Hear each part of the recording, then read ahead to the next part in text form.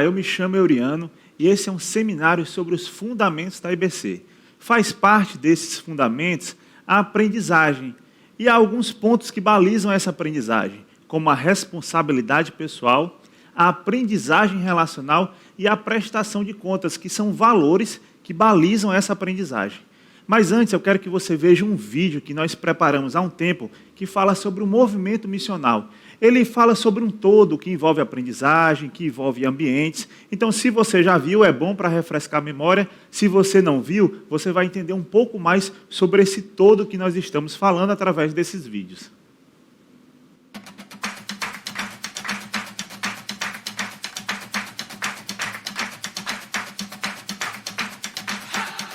Jesus veio ao mundo para restaurar nosso relacionamento com Deus e com os outros.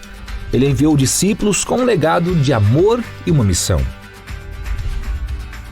Através da história, os discípulos se multiplicaram, compartilhando o evangelho que chegou até nós. Agora é a nossa vez. Essa é a nossa missão: amar a Deus, amar uns aos outros e proclamar Jesus. Como amar a Deus? Priorizando o encontro pessoal com Deus através da meditação da palavra e oração. Deus fala através da Bíblia e das circunstâncias da vida. O que Deus está me dizendo? O que eu vou fazer a respeito? Como amar uns aos outros? Vivendo a igreja de modo relacional, inclusivo e generoso. Como proclamar Jesus? Amando as pessoas e anunciando o Evangelho de Jesus. Como me engajo na missão? Assumindo a responsabilidade pessoal, porque é minha responsabilidade caminhar com Jesus diariamente e aprender dele. Valorizando a aprendizagem relacional, porque aprendemos com as experiências dos outros. Dispondo-me à prestação de contas, porque ao andarmos juntos, encorajamos uns aos outros. Na IBC, recebemos incentivo e encorajamento para o cumprimento da missão nesses ambientes. Grupo de relacionamento, que se encontra regularmente de casa em casa.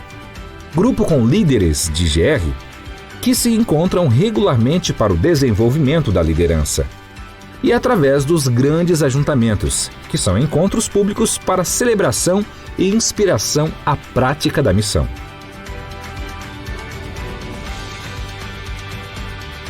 Esse é o nosso movimento missional.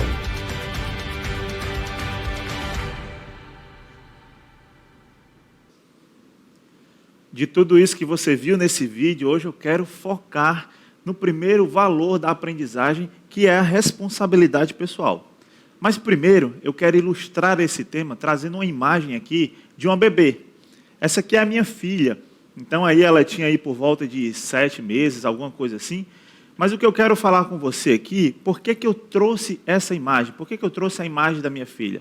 Aqui eu quero fazer, na verdade, uma comparação entre a nossa vida quando nós nascemos para o mundo, né, como a nossa vida física, e quando nós nascemos para Cristo, na nossa vida espiritual. É importante a gente observar aí que em ambos os nascimentos nós temos algo ali em comum, que é a dependência. Nós somos dependentes de alguém. Na verdade, nós fomos criados para sermos dependentes durante toda a nossa vida. Quando nós nascemos, nós somos totalmente dependentes dos nossos pais ou responsáveis. Nós somos dependentes deles para comer, para tomar banho, para se locomover. Um bebê ele não tem como fazer isso só. Eu lembro o primeiro ano da minha filha, então a gente sempre tinha que estar ao lado, ajudando, né, dando uma mão. Ela não tinha ainda essa responsabilidade.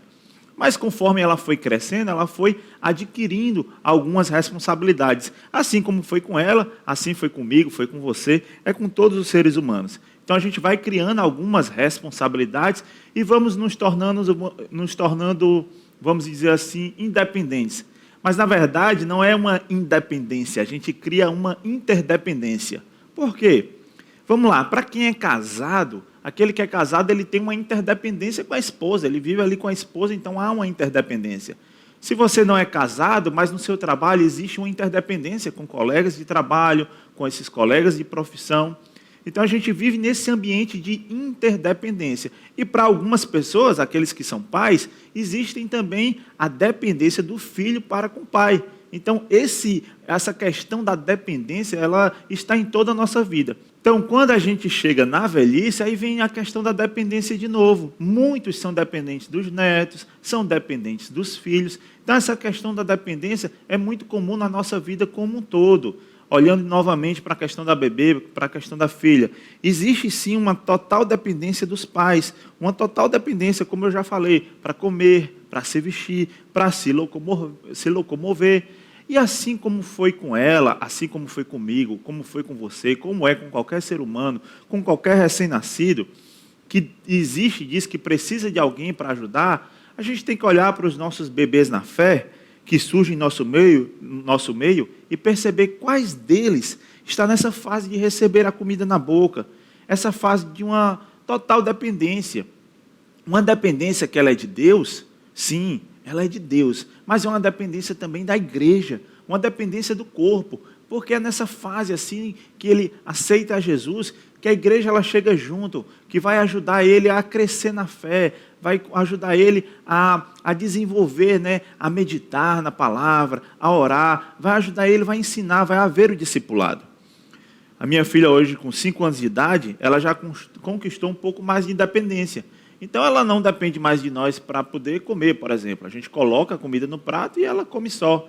Ela vai tomar o banho, a gente ajuda ali no que for preciso, mas ela já consegue ir para o banheiro tomar um banho. Para se locomover, ela corre, ela anda para todo local. Então ela já foi conquistando um pouco mais dessa independência dela. Tem algumas coisas, inclusive ali na cozinha, que ela consegue fazer só. Então ela consegue fazer uma bebida só, consegue fazer um chá, um leite com Nescau, isso aí ela consegue fazer sozinha.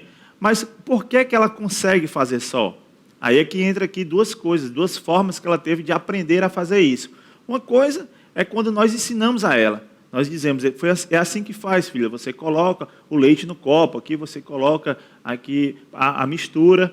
Outra coisa foi ela observando a gente fazer. Então, de tanto ela ver nós fazendo para ela, ela foi, aprendeu e ela já tem como fazer só. E assim como é com ela, também é com todos aqueles que nascem na fé.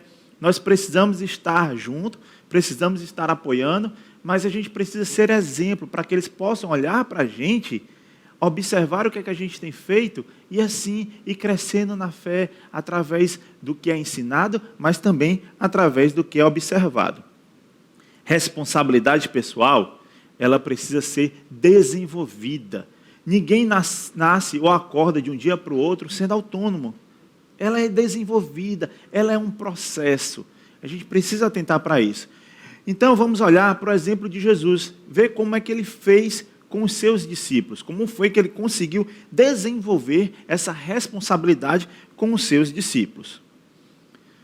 Primeiro, Jesus fez e eles observaram. O texto que está aí, que é Marcos 5,35, ele está falando em relação àquele milagre que aconteceu na festa de casamento, onde Jesus transformou a água em vinho.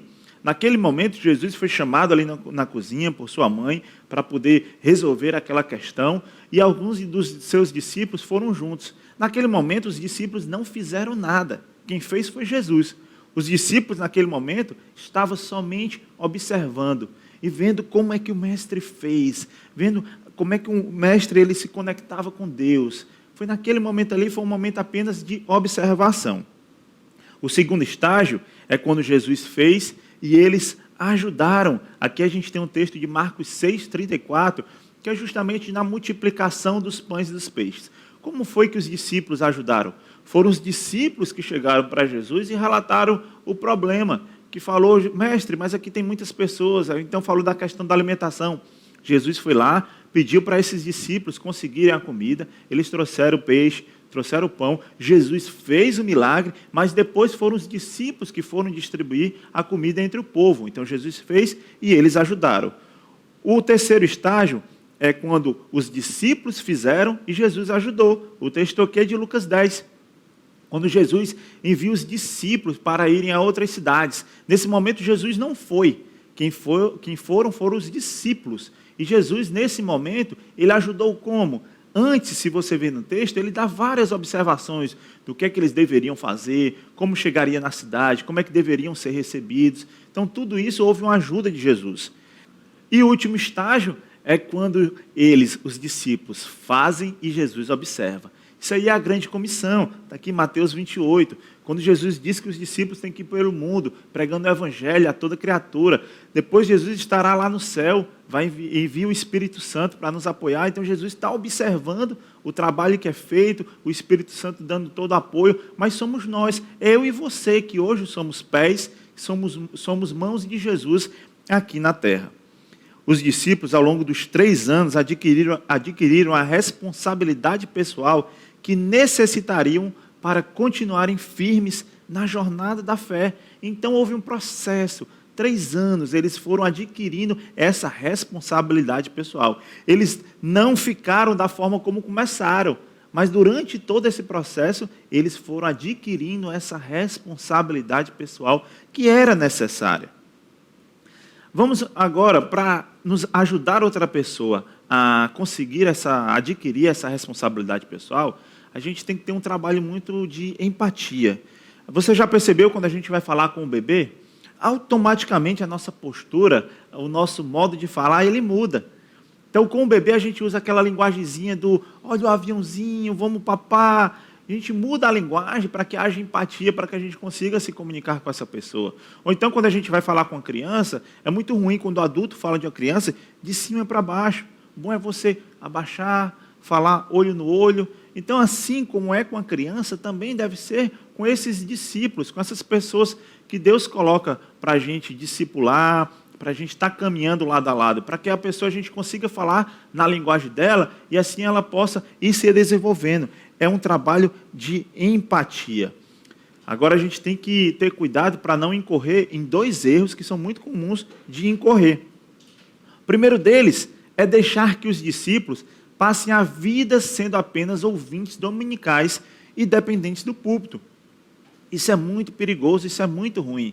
Fazer com que os discípulos eles só se alimentem daquilo que é pregado de domingo, daquilo que é pregado durante a semana, do que é falado numa quarta-feira, numa sexta-feira. Isso não pode ocorrer. Imagina só o tempo que estamos vivendo aqui no período que gravamos esse vídeo aqui, de isolamento social, por exemplo, onde os cultos eles não puderam acontecer ali presencialmente. Então, como fica a vida desse discípulo se ele depender só daquele culto, se ele depender só daquele púlpito, se ele depender só daquele pastor? Então, a gente precisa ajudá-lo a crescer na fé, para que ele crie a responsabilidade de buscar a Deus na sua casa, de ler a Bíblia, de orar. Ele precisa criar essa responsabilidade. O segundo erro que a gente pode incorrer é deixá-los livres para aprenderem como quiserem, sem dar um guia, sem desenhar uma jornada para eles seguirem. Porque na internet a gente tem muita informação.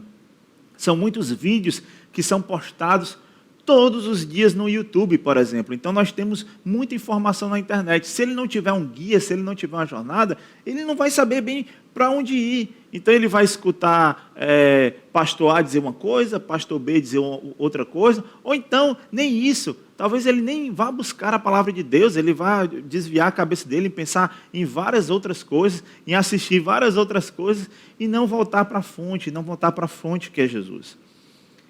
Ajudar alguém a crescer em responsabilidade não é dar a resposta certa ou dizer o que ele deve e vai fazer. É refletir junto com o discípulo sobre o que está acontecendo na vida. Um exemplo que eu posso trazer aqui é o da autoescola. O aluno, quando ele está na autoescola, as primeiras aulas dele são teóricas. Então ele vai aprender ali um pouco sobre a legislação. Mas depois ele tem que ir para o banco de motorista. E ali do lado dele está o professor. O professor está ajudando ele a ir para a esquerda, a ir para a direita, mas quem está com a mão no volante, quem está guiando é o aluno nesse momento, não é o professor. No máximo, ele tem ali um pedal de freio, para caso aconteça alguma coisa, ele tenha como frear o carro. Mas na prática, quem vai estar ali dirigindo aquele carro é o aluno. E ele vai aprender a cada dia, a cada aula, ele vai se tornando mais responsável por aquilo. E logo depois que ele tirar a carteira, ele já vai estar disposto, já vai estar habilitado para poder andar por toda a cidade. Então, é muito importante que o discípulo entenda que, assim como é o aluno na autoescola, vai chegar a hora que ele precisa assumir a responsabilidade de dirigir sozinho. O discípulo ele não pode passar a vida inteira se alimentando apenas do que é dito pelo pastor, do que é dito pelo professor, do que é dito pelo líder. A instrução no culto, feita pelo pastor, ela é importante, mas isso acontece 1, 2, 3 vezes por semana. O discípulo ele tem que criar o hábito de se encontrar com Deus regularmente. É o que a gente tem falado através do mapa. Isso aqui tem um seminário que fala só sobre isso, explicando o que é o meditar, o abrir, o planejar e o avaliar. Mas o importante aqui são essas 2 perguntas. O que é que Deus está me dizendo? Ele precisa ter um encontro com Deus, utilizando a ferramenta do mapa, saber o que é que Deus está querendo falar com ele. E ele precisa responder a isso. O que é que eu vou fazer a respeito? Deus está falando comigo, o que é que eu vou fazer a respeito? É uma responsabilidade dele, pessoal, não é uma responsabilidade do pastor. Então, a gente tem que levar o discípulo a chegar nesse tipo de maturidade. Mas para que o discípulo ele consiga crescer e permanecer conectado na fonte principal que é Jesus, lembrando que a fonte não é a igreja, a fonte não é o pastor, a fonte não é o professor, a fonte é Jesus. O discípulo precisa praticar algumas disciplinas espirituais, que são elas. Primeiro, a meditação, que é criar o hábito de se encontrar com Deus através da leitura e da meditação da palavra. Não é simplesmente cumprir um cronograma, uma bússola que você faz e você precisa ler muito rápido, porque você precisa terminar a leitura bíblica em 1 ano. Não é isso, mas é você fazer perguntas ao texto, é saber o que é que Deus está querendo falar com você. A segunda disciplina espiritual é a oração, que aqui é criar o hábito de conversar com Deus, de falar com Ele, de adorá-lo, de colocar os nossos planos diante de sua vontade, de pedir humildemente aquilo que desejamos. Nós não estamos aqui para ordenar nada a Deus, mas é pedir humildemente e, sobretudo, fazer o pedido do rei Salomão, do sábio Salomão, pedir sabedoria, pedir discernimento para tocar a vida. A terceira disciplina espiritual é o jejum, que é abrir mão de uma coisa natural da vida por um determinado tempo, com o objetivo de buscar a Deus mais intensamente. O jejum ele vai nos ajudar a restabelecer nossas prioridades. O jejum pode ser de alimento, como a gente vê na própria palavra, de fato é o que é mais comum indicado, mas também o jejum pode ser de, por exemplo, de um smartphone, de questões tecnológicas que a pessoa não consegue nem viver sem. A quarta disciplina espiritual é a solitude. É separar um tempo na agenda, parar a correria e entrar no silêncio de Deus. Se desconectar das redes sociais, das notícias, de tudo aquilo que consome nossa mente e ter a mente totalmente voltada para Deus. A quinta é a confissão. Nós confessamos nossos pecados a Deus e somos perdoados diretamente por Ele, mas também nós confessamos nossos pecados uns aos outros. É uma questão de relacionamento, isso é ser igreja. E a sexta e última é a adoração. É entrarmos na presença de Deus para lhe dar glória. É muito mais do que cantar, do que o que a gente faz no louvor dia de domingo. Isso é um estilo de vida. Tudo aquilo que a gente vê, tudo aquilo que a gente percebe, tudo aquilo que a gente vive, nós percebemos a glória de Deus sendo manifesta. E é através da adoração que a gente entrega tudo, toda a nossa vida, tudo a Ele. Fazer essas disciplinas espirituais é uma responsabilidade pessoal de cada discípulo. Com essas disciplinas, o discípulo ele alcança uma maior intimidade com Deus e ele vai crescer espiritualmente. Se você quer saber mais sobre esse conteúdo, a gente tem um e-book que fala só sobre isso. Você vai encontrar lá no nosso site. Está aqui, é um material chamado Fundamentos, o Encontro 3. Você encontra no site da IBC.